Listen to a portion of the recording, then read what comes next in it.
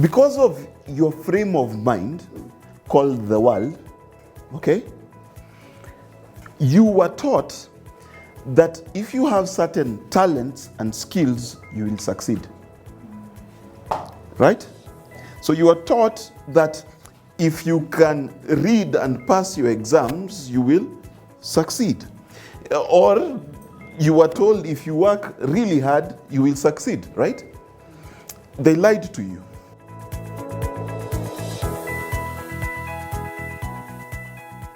When you pray to God and you ask for things, so in fact, let me not say pray, because praying and asking is two different things.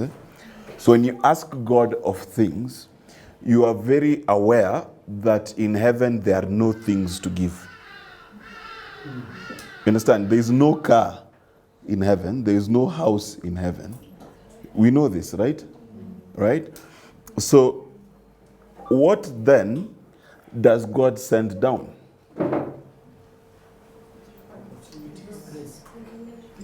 Now you see how many answers you have. So we'll need to discuss that. But let me start here. It's a question I get asked by everybody, and they ask me a lot. The question they ask is, what is my purpose, right? Now, we asked a few weeks ago how many of us know our purpose, so I will not ask again. But I'll give you an idea of what your purpose is. Your purpose is always right in front of you. When I mean purpose is right in front of you, is as I've studied the lives of great people, I've discovered that their purpose has always been the problem of their times, the challenge of their times. Now that challenge may affect a nation, it may affect a race, it may affect the entire world, or it may affect their family, or it may affect their community. It does not, the scale does not matter. But to everyone seated here with me, and even those watching, they all have one thing in common. You have a problem, a background, a future that seems impossible to defeat. Some, it's a background of poverty or of disease or of challenges and things that are insurmountable. You come from one of those villages where if you get a C in KCSE, they still congratulate you because at least you graduated. You know? No, there are villages like that, right? At the same time, some come from a history where all you've ever done with your life is struggle. From class 1, getting your grades up has been a problem. Okay? Some, it's a simple background of no one has ever found you handsome or pretty. And you've carried that all your life and adjusted to it in different ways. That's the past. But sometimes it's the present. Insurmountable problems, relationships you can't seem to get out of, financial problems, and things that are present in your life right now that seem so impossible to beat. And it seems every time you try to do something about this problem, the harder it gets. And so you feel like you're caught in this trap in the present. And there's little wiggle room. There's little space to move about in the frame of your current circumstance. But then there are those who have problems called the future. So your life right now is kind of okay. You're not sick. You're not broke per se. But there's this ambition and dream in you that keeps pushing you for more. So you wake up every day and everyone congratulates you for how well you're doing, but you know in your heart of hearts that you're not living up to your potential. That you are somehow, even if you're taking home 200 G's a month, you somehow know you are more than what you're living. In all of these three circumstances, by the way, lies your purpose. Because the purpose of man, as stated by God, and if you take me to Genesis chapter 1, I think around verse 27, 28, where he talks about let us make man in our image and likeness. Not here. In the, I did not put it there. I want us to look at why God made man, and so we can find the purpose of man, right? So verse 27. So God created man in his own image, in the image and likeness of God. He created him, male and female, he created them. And God blessed them and said to them, be fruitful, multiply and fill the earth, and keyword, subdue it. Subdue it. So the purpose of man from the beginning was to subdue the earth, correct? Meaning before that point, God by design made the earth unsubdued. He made the earth wild. Because to subdue is to bring to order, correct? To subdue something, if you say, I've sent you to subdue a lion, what does it mean? That you cage it, you tame it, you correct? So if God intended for you to subdue the earth, then I put it to you that the earth must present itself to you in an unsubdued format. Sindio? Because if my purpose is to open this bottle of water, then it must mean the bottle of water is closed. Correct? So if the earth, you are created to subdue it, that tells you that your experience on earth must be of an unsubdued earth. Now, if you're going to be presented with an unsubdued earth, you have one of two choices. Choice number one is you subdue yourself, or the earth subdues you. Correct? So what do? You adjust to your circumstance. Oh, you know what I mean. You get into a matatu, and it is unsubdued, driving recklessly towards town. Right?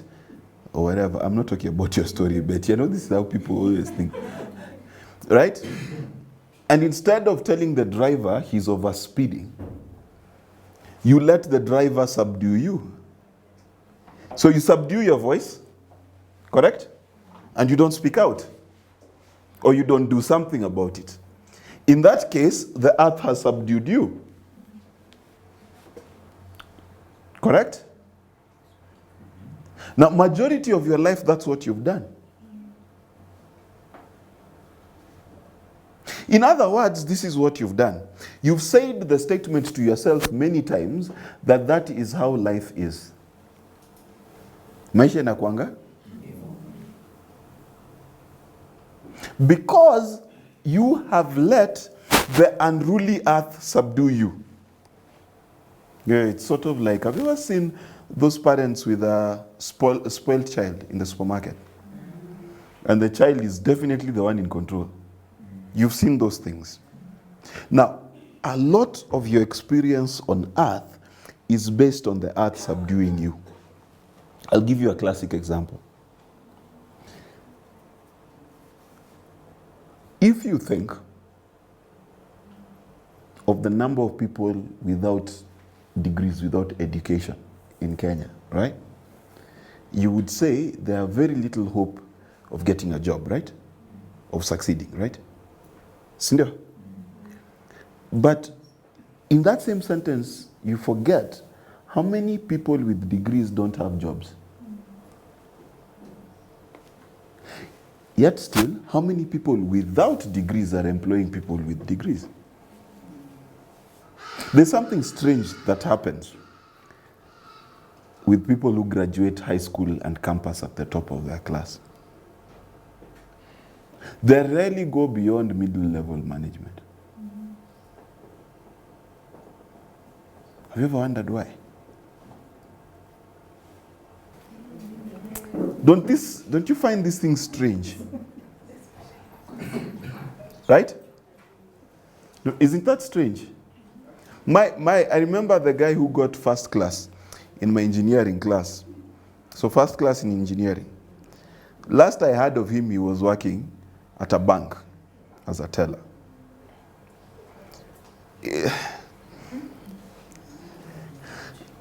I'm trying to make you notice something. You see, because of your frame of mind called the world, okay, you were taught that if you have certain talents and skills, you will succeed. Right? So you are taught that if you can read and pass your exams, you will succeed.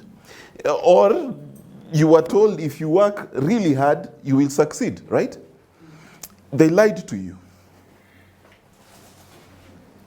The only way to succeed is to overcome.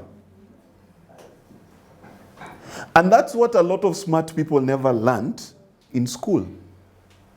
Because they did not have to overcome, because their natural ability kept them going. You understand? But the guy who had a C throughout learned to overcome. Consistently, he had to think that, wait, nimepata C, how am I going home? If you had a mother like mine, that was a death sentence. Right? You understand? The guy with the C constantly had to figure out, how do I get the teacher's attention? Because the guy with an A was forever in front of class being congratulated. So the guy with a C,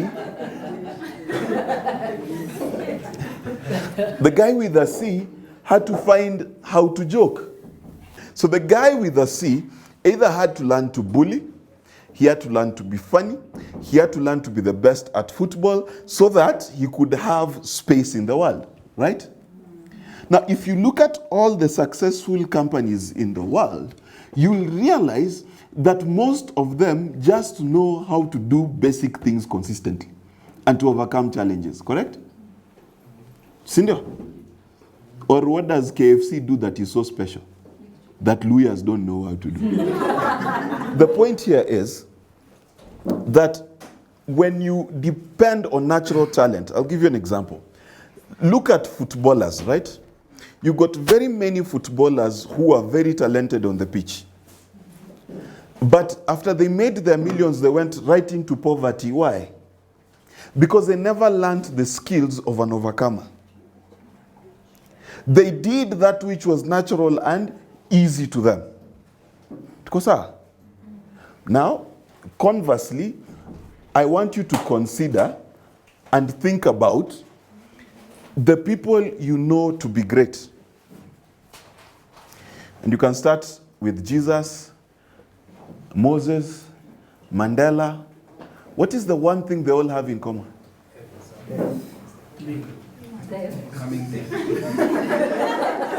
Listen. Let me ask you a question. Ask you a simpler question. Why do we say that Jesus' ministry started at 30? Because, you see, the problem is in your mind, you figure it started at 30 because he got baptized. Yeah, but that's like graduating from campus. You've not started working, have you? You realize that his ministry starts when he starts doing what he was sent here to do. So why are 29 years, because we know at least the first 2 years, and we know one day when he was 12, but why is it that 29 years minus 1 day are irrelevant in the Bible about the life of the Son of God? You would imagine that if you are Peter and you met the Son of God, you would want him to account for every single memory he has, correct? But why is it that we have 3 years?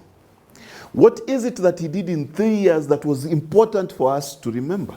You see, you must understand that every great person you will ever hear about dealt with the issues of his time. It's that simple. Nelson Mandela's issue was apartheid. And he didn't have to do much.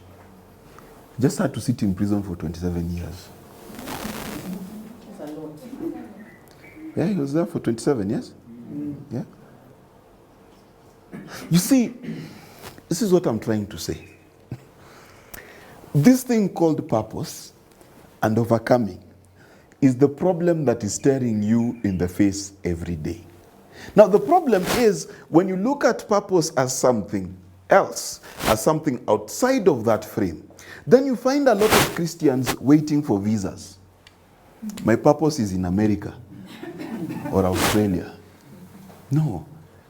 Your purpose is never a destination. Your purpose is always with you. And if you go to another country, you will face the same problems. Here's the thing. Wherever you go, the only thing that will change is the temperature and the skin color of people. Your purpose will remain the same. Because it is inbuilt in you. And as far as the earth recognizes you, it will go like, oh, wait a minute. The person who was called to subdue this part of me is here. So what will the earth present to you? If you are a cobbler, right? Every time our shoes have problems, we'll bring them to you. Even if you go to Australia, you understand? They'll just bring you the same. Because the earth is tuned to be fixed by you. But all you've done around your life is find ways of adjusting and coping.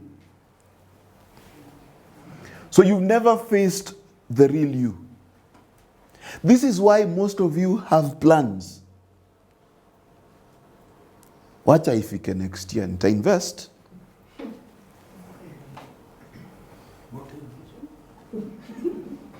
Plans. Then there's some of you who are experts at dealing with your life the way it is. Experts. You begin every month knowing you don't have enough money, no matter how much money you received. Because unajuanga huko katikati kutokea mashida. All of those things, your past, your self-image, you carry them. And so to hide them, either you joke too much, drink too much.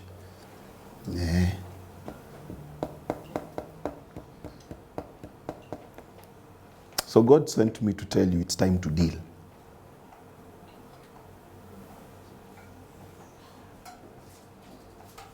Stop hiding from your past, your present, and your future. It's time to deal. Because for as long as this earth endures, it will keep presenting you with the same problems till you overcome them. Same problems. You see, there are some people who believe they are hustlers. So you wake up every day, kungangana. Life has proven to you, ni kungangana indeed. So you're always running as though there's a crocodile on your bum. And the day you stop, it will just bite you whole.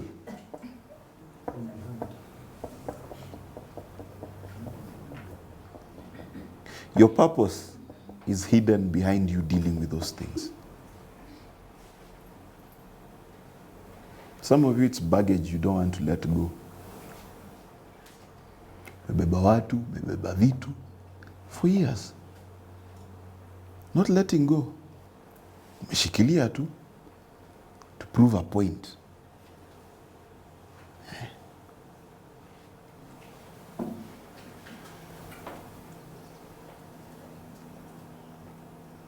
Some are even afraid to fail. You have the right ideas, the right composition, the right everything, even the networks. But you just won't start. Because it is better for us to write on your tombstone, you did nothing, than to say you failed.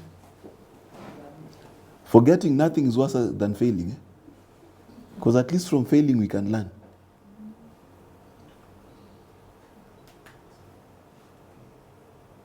Some are afraid to dream again. Because you had a plan. You're now 25. At 25, I was supposed to be driving a car.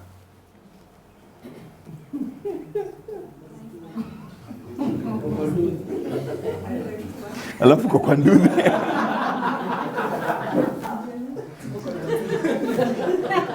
So you're totally scared of dreaming ever again.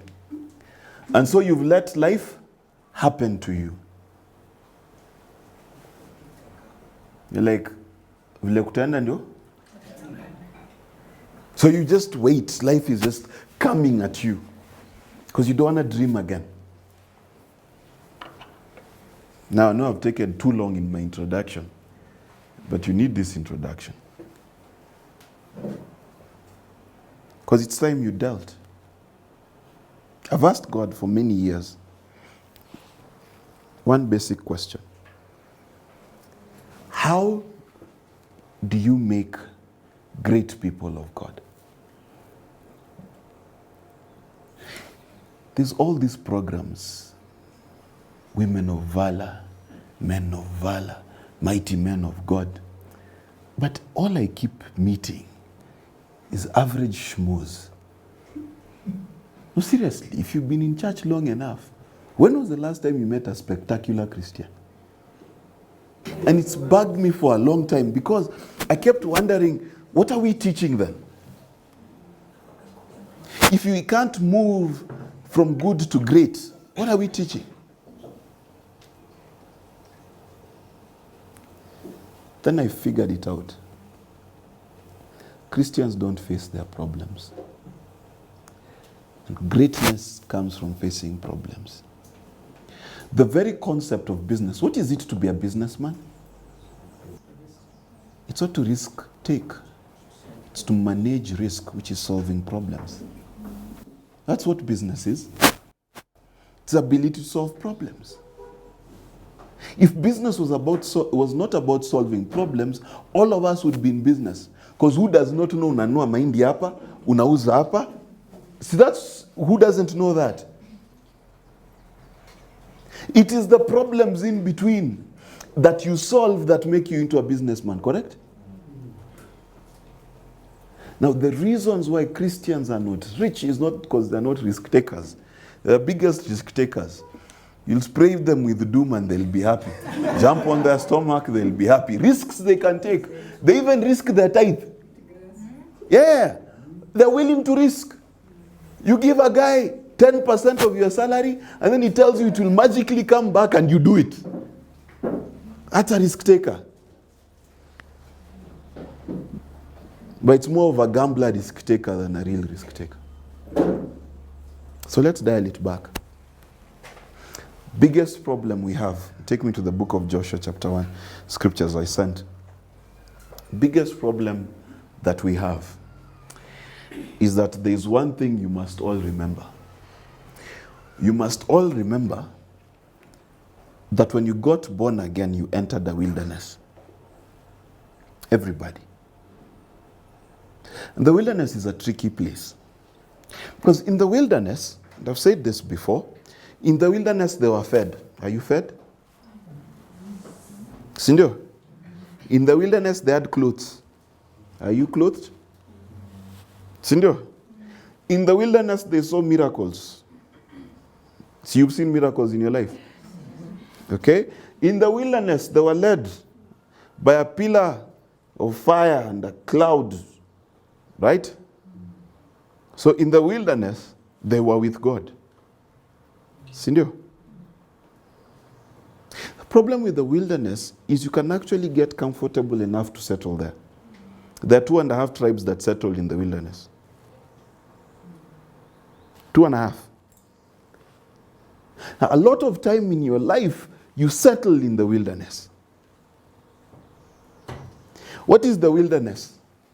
The wilderness is the first place you come to as soon as you meet God. And you settle there. And it's easy to settle there. Because you know that if things become hard, you cry. See, rent ikichelewa, how do you do?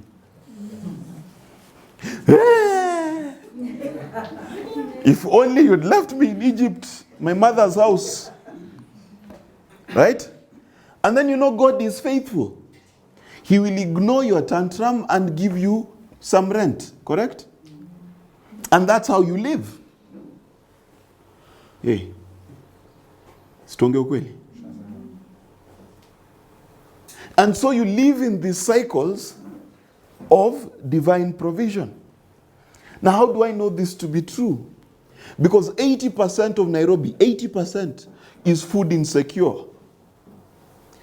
Telling you that most Nairobians, they do not know what they'll eat tomorrow. Sindio? Okay. The truth is also true of you.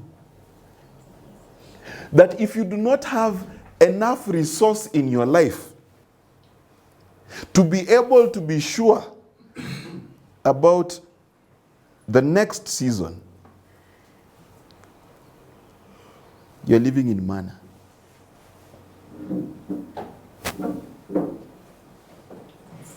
You see, there's something that Proverbs 31 talks about. It talks about the woman and how she laughs at the future.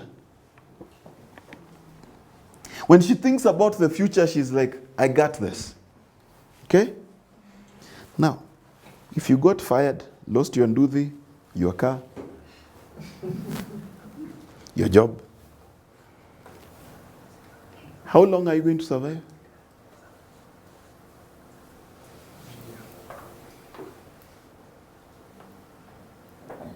Manna people.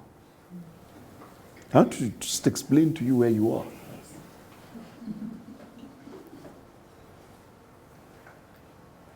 If today God removed that source of manna in your life, where will you be?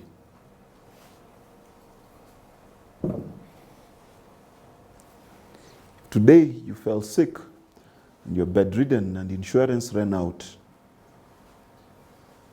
How long will you survive?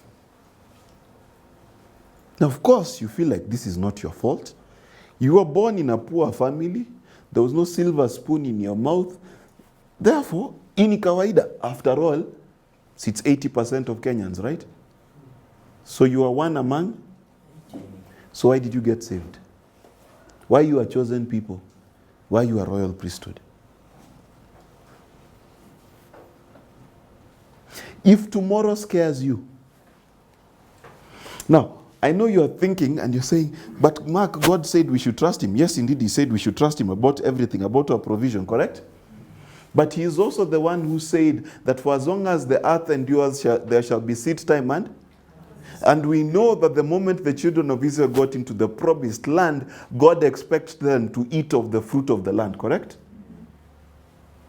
So there's a process to your provision. Are we together? So, you must leave the wilderness. Take me to the scriptures. Start with Joshua. To show you a few things. Now, Joshua is an interesting guy, and we talked about him last week. And I want, in 1 hour, to go through all of these things. And to the Reubenites and Gadites, half tribe of Manasseh, Joshua said, remember that Moses the servant of the Lord, Moses the servant of the Lord commanded you, saying, the Lord your God is giving you of these 2.5 tribes a place of rest, and will give you this land east of the Jordan. Your wives, your little ones, and your cattle shall dwell in the land which Moses gave you on this side of the Jordan, but all your mighty men of valor shall pass on before you, your brethren of the other tribes, armed, and help them possess their land.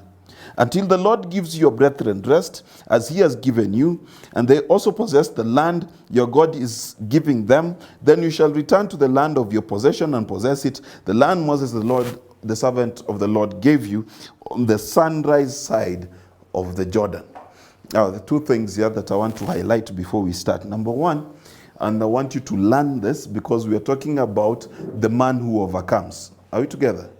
Right? The man who overcomes, number one, understands he has brothers.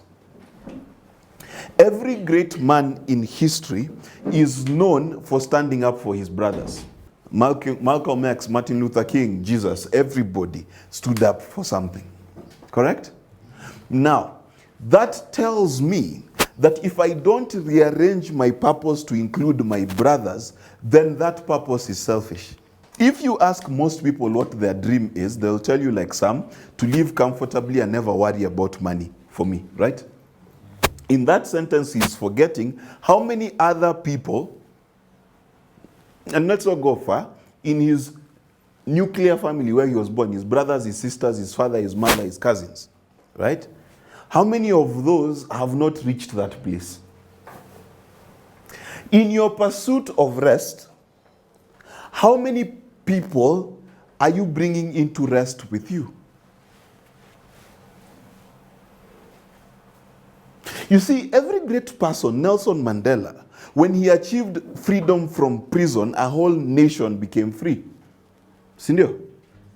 Jesus, when he achieved freedom from death, all of us became free. Correct? And you can go down the line that every great person you can think about, even in business, whatever they have achieved, they have brothers they've achieved it for and with. Correct?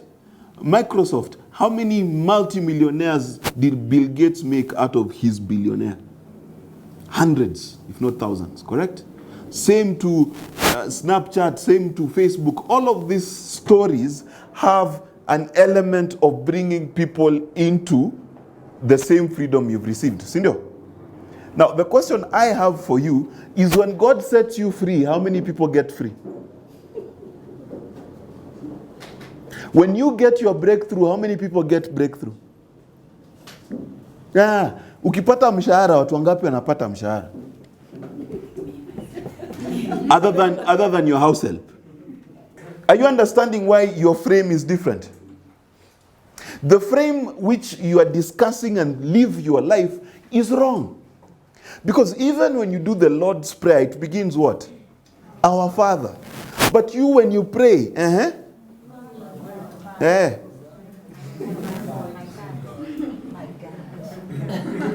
think about it. If you consider the problems in your life and how many of those problems that you're solving are just about you, just about your convenience. How many of your plans of your future are just about where you live and how the compound will be nice? How many of your brothers do you carry with you? Before you start beginning this journey of living the wilderness. Because one of the key principles of living the wilderness is brotherliness. Because a lot of us are willing to settle east of the Jordan. It's very easy to settle east of the Jordan. Because you see, this is what happens. Let me tell you how the devil gets you to settle east of the Jordan. You finish Campo, you come to Nairobi. The life ni ngumu. So what you learn is to hustle for your salary. Then the first job you get, you teach yourself to buy things for. Uko nakula once a day, say unakula thrice a day. Sindio? That is the reason there are no great people in church.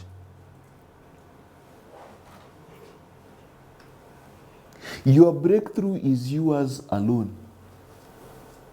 There is no one who gains from you gaining. This is why even when you get a promotion, your relatives don't know 3 years after the fact. But you understand that the amount of money in your pocket has increased and your generosity never did.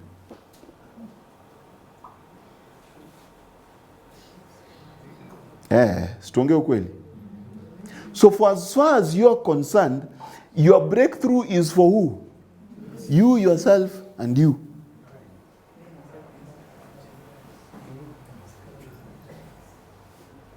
So there are two things that must change before you even begin thinking greatness. Number one, you must be the kind of person who's willing to face challenges.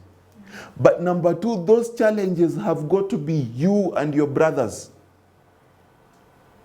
Not just you. You see, let me tell you how I live my life. Whenever I get an opportunity What I'm always trying to find is how I can pox my people there. If you've known me for just 1 year, you know that's true. You will know that I spend a lot more money hiring people than I should just to make sure there are salaries for people when the money that we are working for is not even enough to pay those people. Do you understand? But if you don't learn this principle, there's no greatness getting unlocked in you. There is no purpose because God does not have a purpose for you. You are a vehicle for his purpose for everybody. Your breakthrough should provide a place for your brothers. Whether it is a job, it is a marriage, it is whatever it is God has done for you, someone should find home because you did.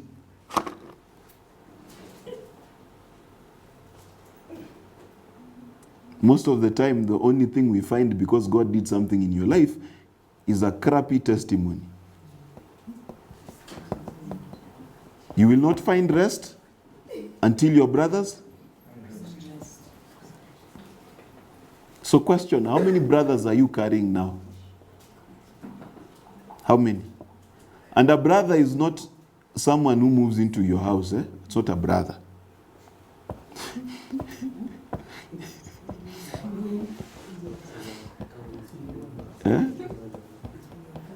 You know, there are people who just feed people for no reason. That's not what I'm talking about.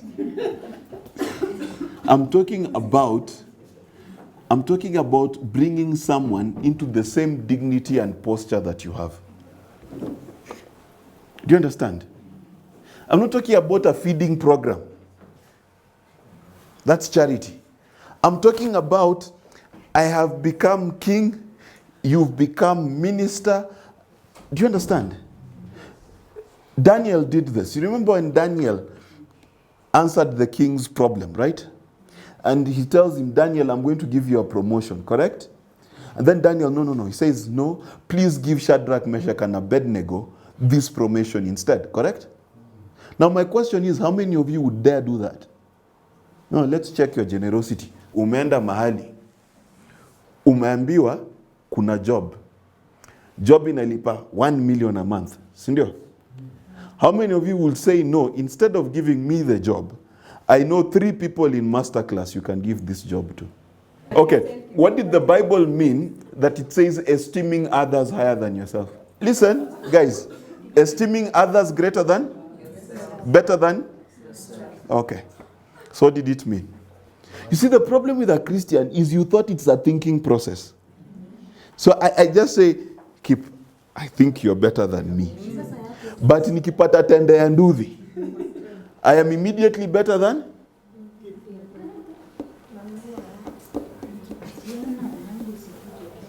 Do you see where our problem is? We do not pursue purpose as an opportunity for others. We pursue it as an opportunity for ourselves. That's where the problem is. Even the money that you are making, let me just tell you how Christians are funny.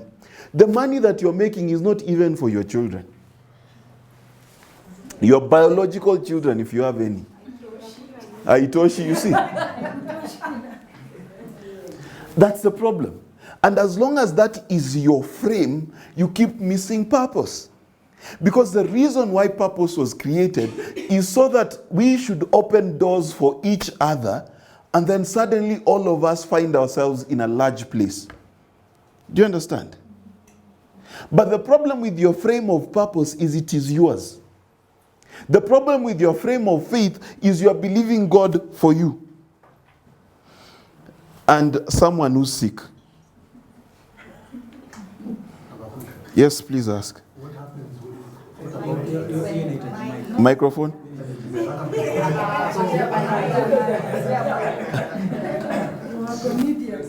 I'll take that opportunity to take some water. Are we together, guys? Am I asking pertinent questions? Okay. So I was going to ask, is there any truth in you give of your abundance or of what you produce? No.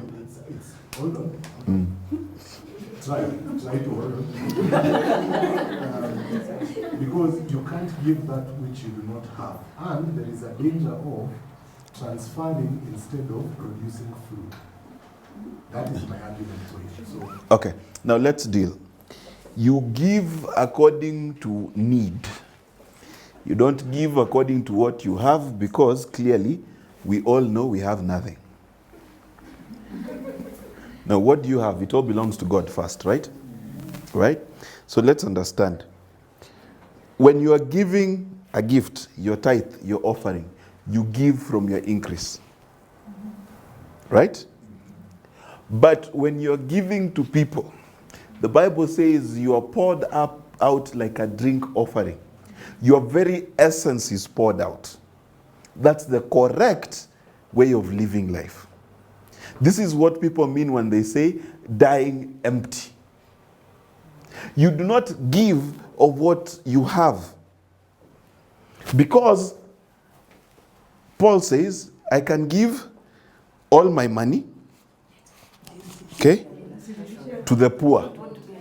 But if I have not love, I have done nothing. Because you do not give of what you have. You give of what you are. What did Jesus give us? Himself. Okay? What did he say? Offer your... You understand what I mean? We don't... Listen, if you give from what you have, you're doing the most basic form of giving. Because if it is money, I can go get. If I give you me, where am I going to get more me?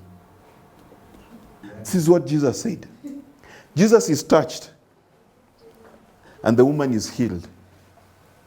Then Jesus says something strange. He says, I have felt virtue leave me. In other words, I felt a piece of me go out. Proper giving is giving yourself. Nelson Mandela gave himself. Jesus gave himself. Mark Zuckerberg, who runs Facebook, and is so busy that he can't choose a shirt, is giving himself. You understand? Guys, do you understand the difference between giving yourself and giving things? Now let's upgrade that statement and to be the most loving, self-giving, selfless doctor. There's a difference. Let me give you an example. There's a doctor, he's the best doctor in the world. And he comes and he performs heart surgery on you. And you're healed. He's done a good thing. There's a doctor, he's not the best doctor in the world. But he realized you're poor. And he forgave your debt. Now, which doctor has given of himself? Second one. You understand? You see, when you add love to the equation of giving, it changes what giving is. You see, if I am giving from what I have, and you're a chokora, I'll give you 1,000 shillings, and you will remain. If I'm giving from love, then I will give whatever it takes. Advice, care, love, rehab, all of those things. Patience for you to recover. Two different frames. The second frame is what I'm talking about. The frame of finding peace so that your brothers can find peace. In other words, when you view this helpless street child, you do not see just the hunger or just the money bit. You notice that he needs a father, so to him you become a father. So Paul says, we became all things to all men. You realize he needs a friend, so you become. Then you realize he needs a house, then you realize he needs food. So it's not just about giving from what you have, it's giving from who you are. And that's the shift that must happen. And that's what Paul means when he says his life is being poured out like a drink offering. Now, what in your life is being poured out? Because a lot of the time, what is being poured out is simply your resources, which we must congratulate you. It is generosity, no doubt. But it's the most basic form of generosity. It must have the imprint of your life. Because love insists, it insists that if you are to love me, you must of necessity love me with your life, not with your stuff.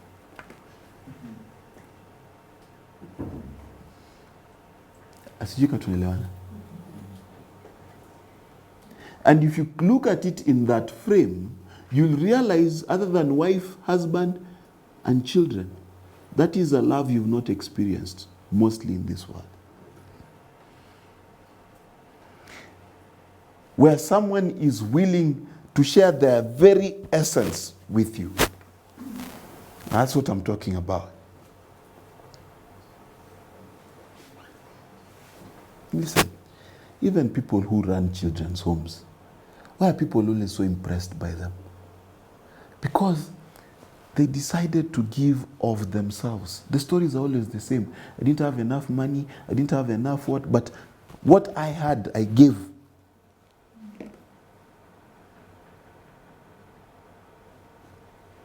How many of us are like that? So generosity is not, the generosity of 10%, that doctrine is so far behind. You need to upgrade. Where you need to be now is a person who knows how to give of themselves.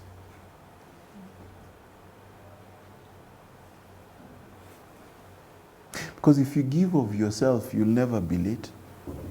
If you give of yourself, money won't stop you, the lack of it.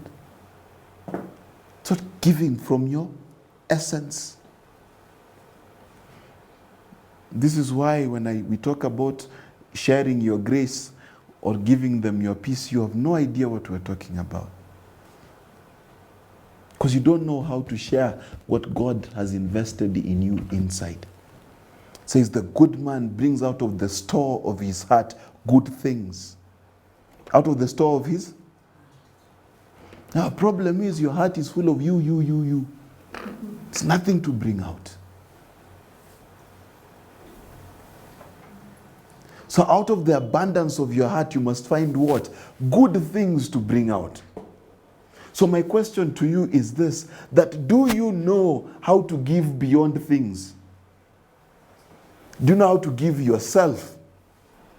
If any hero didn't give of themselves, if Tony Stark,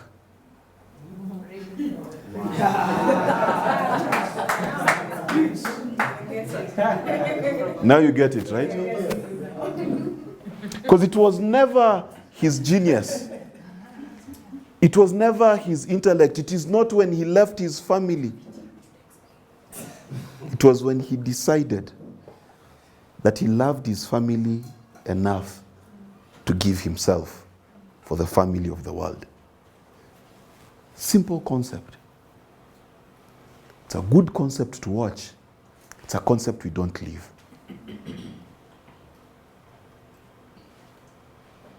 See, it's easy to say, I'll catch a grenade for you.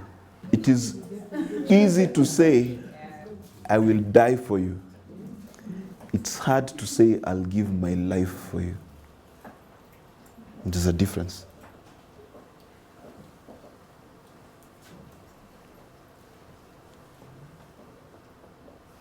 Because at the end of the day, the reason why this faith thing doesn't work for people is because if you read the life of Jesus, it says, and Jesus moved by empathy, healed, he fed.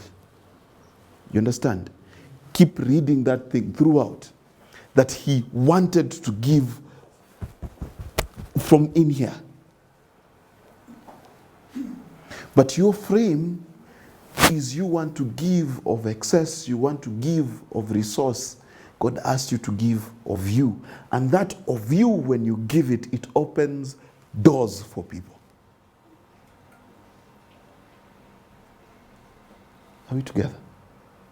If you look at your life, you realize you spent time in school for you, got a job for you, did everything for you, then prayed for greatness. Does not work.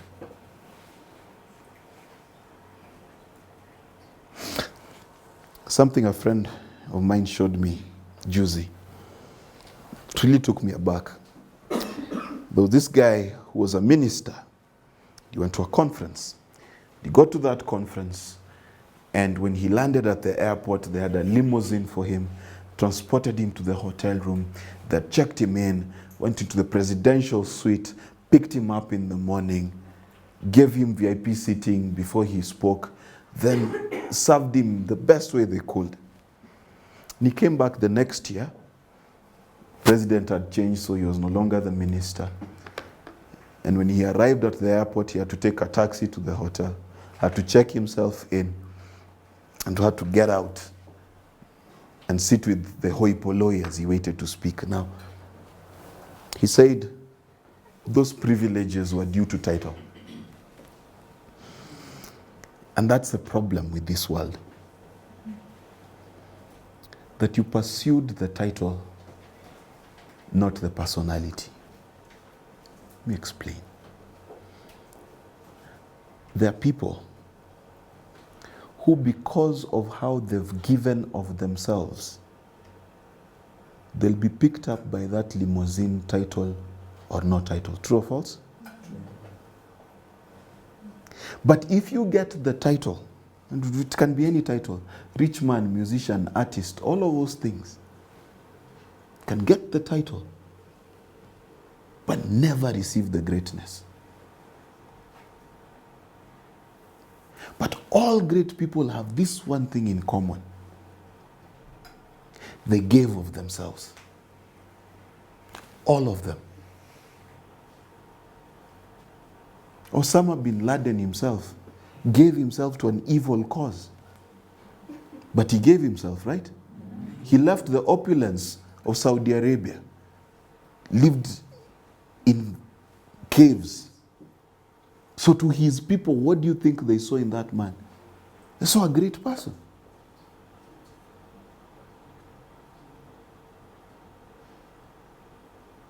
So if you're not the kind of person to create space for your brothers, forget this journey. I'm just telling you for free, forget it. This journey is for people who are willing to give their life for their brothers. What is it to give of their life? In a bed-sitter, things are tight. But you know a brother for whom things are tighter. Come, we stay together. That's what is called giving of yourself. It goes beyond basic generosity. And if you don't understand this, then you cannot live faith. Because faith is about how your life is set up. Hypostasis, the setting up of things under God. Now, under God, how it works is a bunch of selfless people. Let me ask you a question. How many miracles did Jesus do to himself?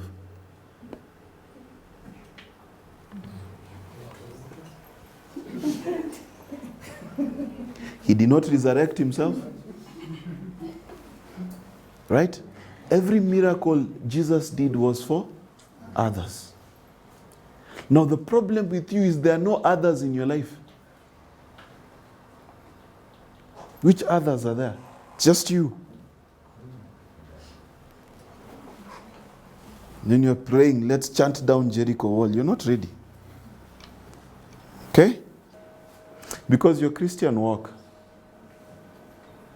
is completely dead if you have no people to die for. Do you hear what I just said?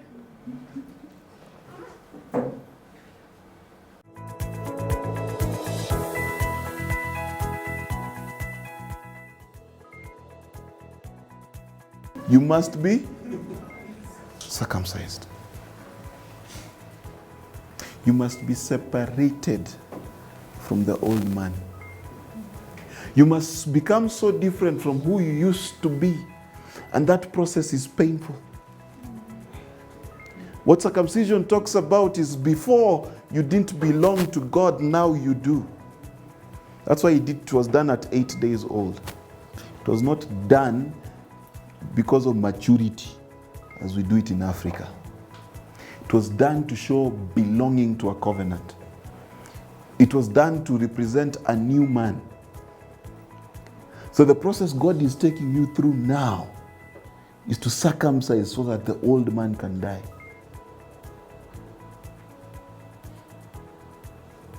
So these ideas you have about the things you want to hold on to your past, hey,